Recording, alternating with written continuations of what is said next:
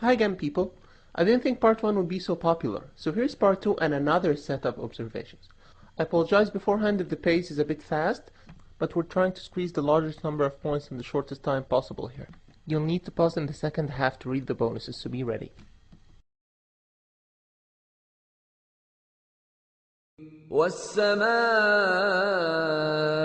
والطارق وما أدراك ما الطارق النجم الثاقب.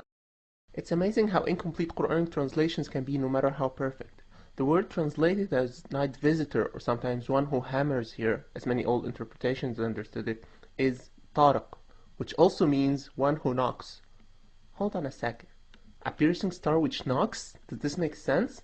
It will! Listen.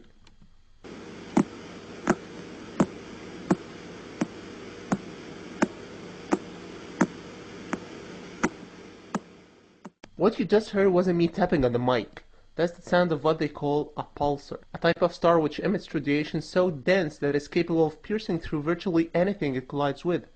Here's a faster one.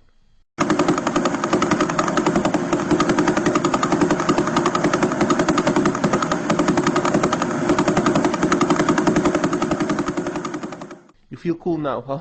Now let's read the verse again. والسماء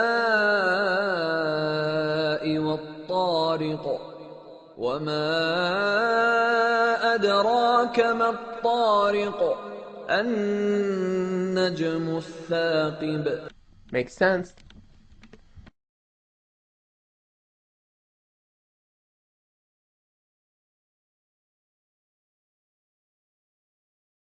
Just ask about anyone 1,000 years ago, especially Arabs, about mountains, and they'll tell you it's the firmest thing they could think of. But God says otherwise. وترى الجبال تحسبها جامدة وهي تمر مر السحاب صنع الله الذي أتقن كل شيء. How did Muhammad know?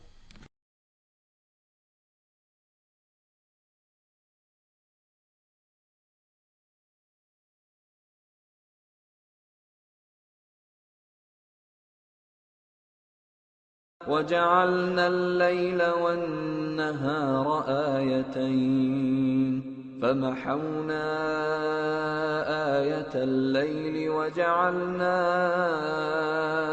آية النهار مبصرة. Today we know that the sign of the night, which is the moon, had strong volcanic activity about 3.9 billion years ago, meaning that it was illuminating before it became dull about 3 billion years ago. Hey, you're not Googling everything I'm telling you, right? Good, because you should trust me.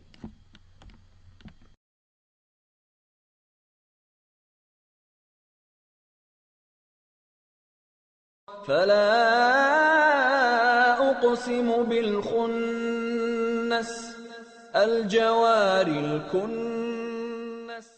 I know the English translation looks a bit lame, but let's see here. God is speaking about great things which are receding, running, returning to their homes, or sweeping. For centuries, that was interpreted as planets, since they hide during daytime. But now we can notice that it alludes to black holes.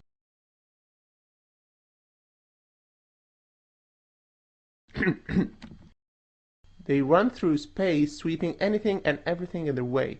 In fact, the Quranic expression is more accurate than black holes. Can you imagine a hole in space?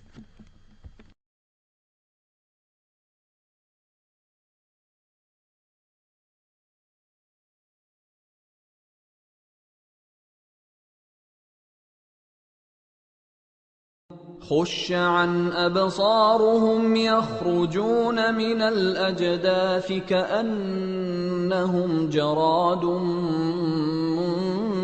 منتشر. Why locusts? Well, unlike other insects, locusts bury their eggs under the ground. Then larvae spend as much as 17 years there before they begin to fly in swarms. That's surprisingly similar to how people stay so long under the ground before resurrection when they suddenly burst out. Needless to say, ancient people knew nothing of the locust life cycle, and Quranic interpretations don't even mention it. That information was revealed later, but before that, God knew it.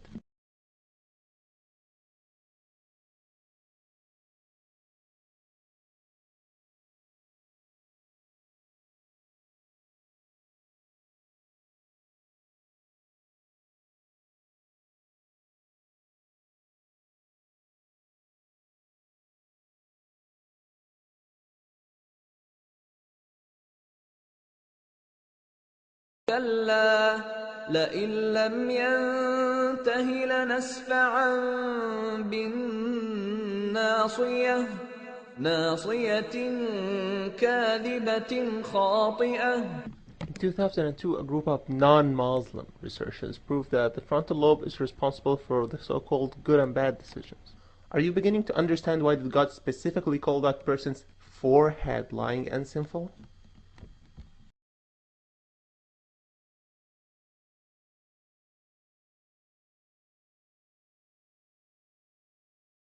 وقال فرعون يا أيها الملأ ما علمت لكم من إله غيري فأوقد لي يا هامان على الطين فاجعل لي صرحا لعلي أطلع إلى إله موسى. Ex-Chief Paris University surgeon Maurice Bucaille, who was the Saudi King Faisal's personal physician and was later awarded by the French Medicine Academy, said in his book that he mentioned the title Haman to a hieroglyphics expert, telling him it was cited in a 7th century document. The guy told him that was impossible, since hieroglyphic was long lost at the time, and no one was able to read it again except when Jean Champollion deciphered the Rosetta Stone in 1822. Bucaille converted to Islam, but hey, maybe Muhammad just guessed it.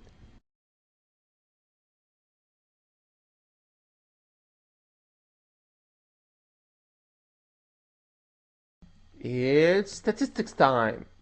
I'd like to stress that I checked every single upcoming statistic using computer searches. I encourage you here, just like in part 1, to seek the help of an Arab Christian online friend to verify there is no tricks. But first make sure you wrap something around your head because your jaw will drop.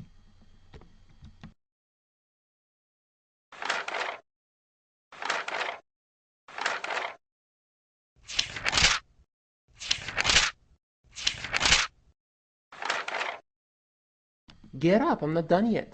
It's impossible that an illiterate false prophet would bother putting all those balances in order for people to find them long after his death when they invent computers. If he could put them, that is. And I didn't even try to verify everything, nor have we even discovered everything yet. Again, it's not just about the scientific miracles. As time passes, now Muslims unknowingly endorse Quranic legislation. For example, Christians gave up on banning divorce, realizing it's inevitable. Americans tried to prohibit alcohol in the 20s, seeing how harmful it was. And today's interest rates approach zero as they keep plummeting. Guys, this book is from God. He knew what was going to work for us and what wasn't before we attempt to find on our own with trial and error.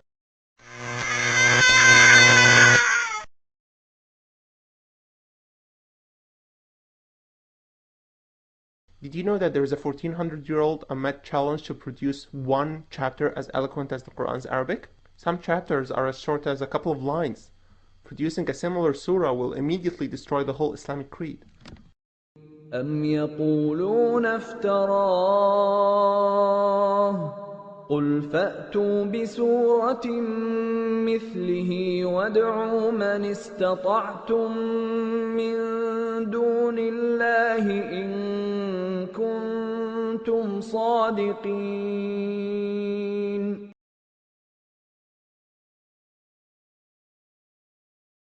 In the end, sure, a coincidence or 2 or 3 or 4 might happen. But for all that to be coincidences? Come on, what do you want it to say to be persuading then? The origin of the universe?